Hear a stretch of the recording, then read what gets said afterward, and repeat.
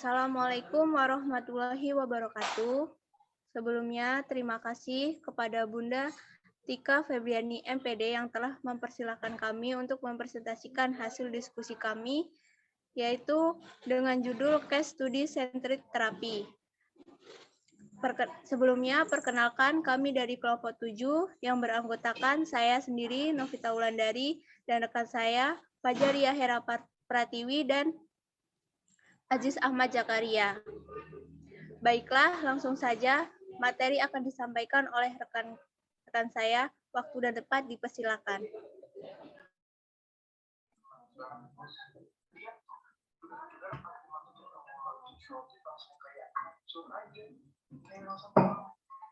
Baik, yang pertama gambaran umum dari teori person-centered.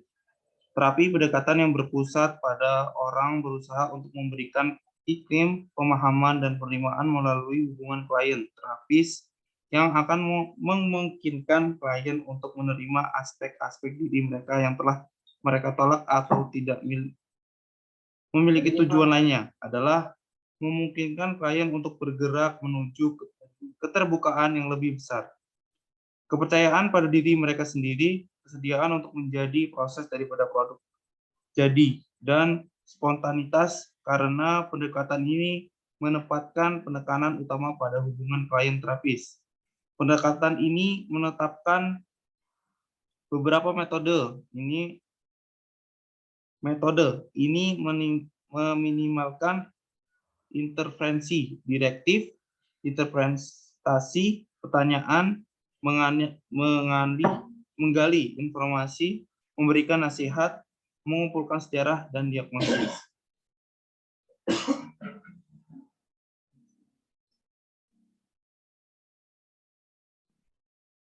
Selanjutnya, B.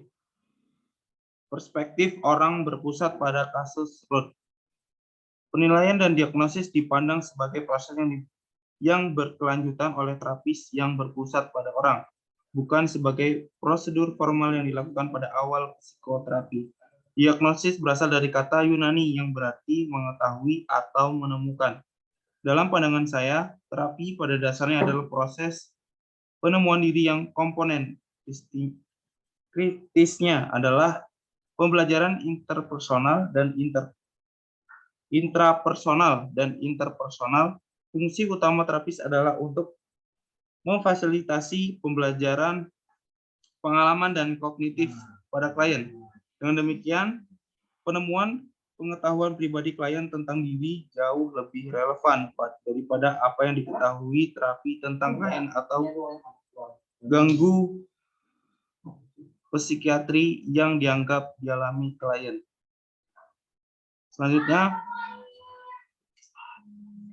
Selanjutnya penilaian Ruth.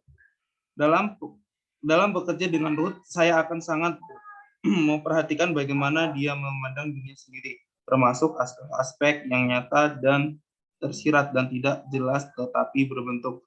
Beberapa komponen konsep diri Ruth muncul dari autobiografinya. Dengan kata-katanya sendiri, Ruth mengidentifikasi dirinya sebagai istri yang baik dan ibu yang baik yang dia John harapkan dariku. Dengan demikian dia sangat mengidentifikasi dirinya dengan para istri dan ibu. Tetapi dia telah mendefinisikan dan berusaha untuk memenuhi peran ini dalam citra yang diinginkan suaminya. Selanjutnya akan dijelaskan oleh rekan saya.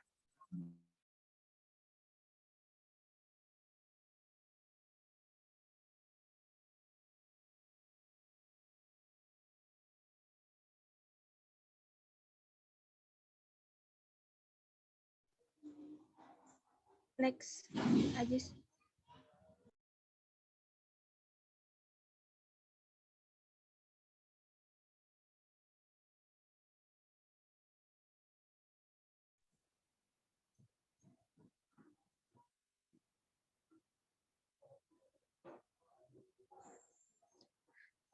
Baiklah, saya akan melanjutkan tujuan terapi.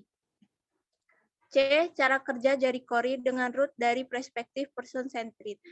Yang pertama, asumsi dasar. Dari perspektif yang berpusat pada orang, saya melihat konseling sebagai diarahkan pada lebih dari sekedar memecahkan masalah dan memberikan informasi.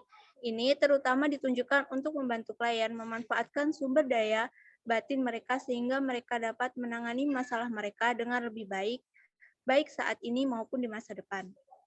Dalam kasus Ruth, saya pikir saya bisa yang terbaik mencapai tujuan ini dengan menciptakan iklim yang bebas ancaman, di mana dia akan merasa diterima sepenuhnya oleh saya. Saya bekerja dengan asumsi bahwa klien saya memiliki kapasitas untuk memimpin sesi kami dan bahwa mereka dapat memperoleh keuntungan tanpa intervensi arahan saya.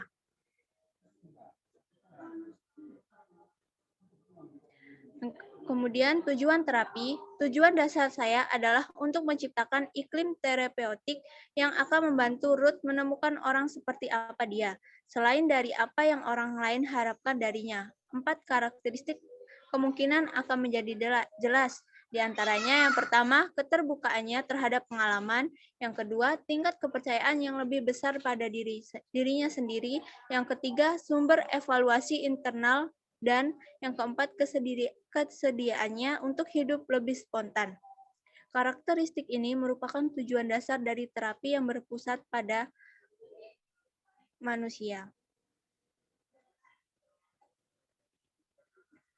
Kemudian proses terapi. Unsur-unsur selama tahap awal terapinya, Ruth tidak mengungkapkan perasaan tetapi berbicara tentang hal-hal eksternal. Untuk sebagian dia melihat masalahnya sebagai sesuatu yang berada di luar dirinya.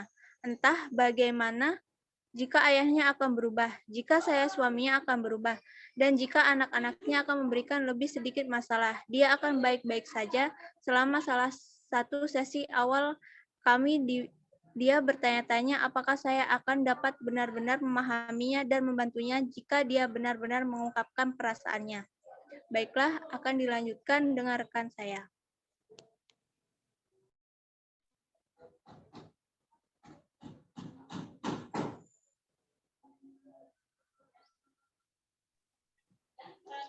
Slide selanjutnya.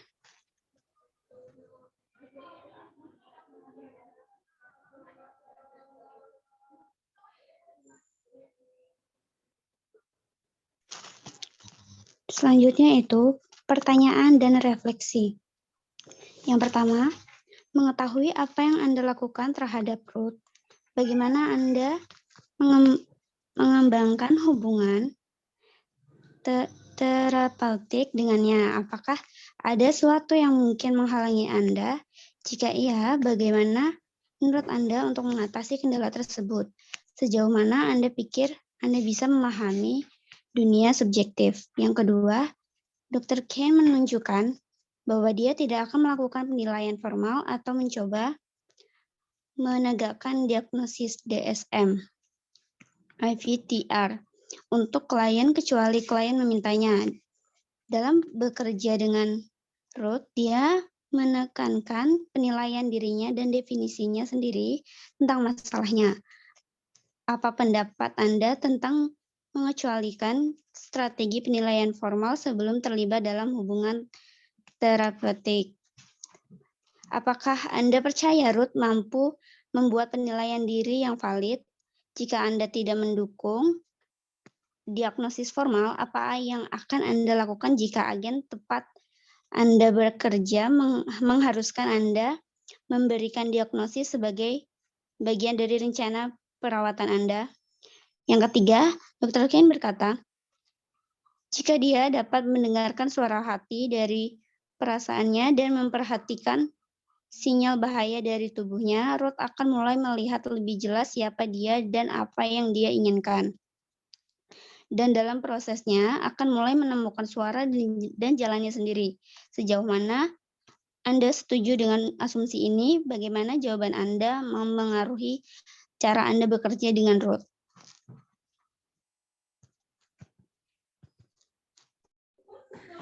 Baiklah, itulah penyampaian materi dari kelompok kami. Baik, selanjutnya akan dilanjutkan dengan sesi tanya jawab. Jika ada yang ingin bertanya, akan dilanjutkan di kolom komentar YouTube. Sebelumnya kami mohon maaf apabila banyak kesalahan dan kekurangan. Kepada Allah kami mohon ampun. Wabillahi taufiq walhidayah. Wassalamualaikum warahmatullahi wabarakatuh. Terima kasih.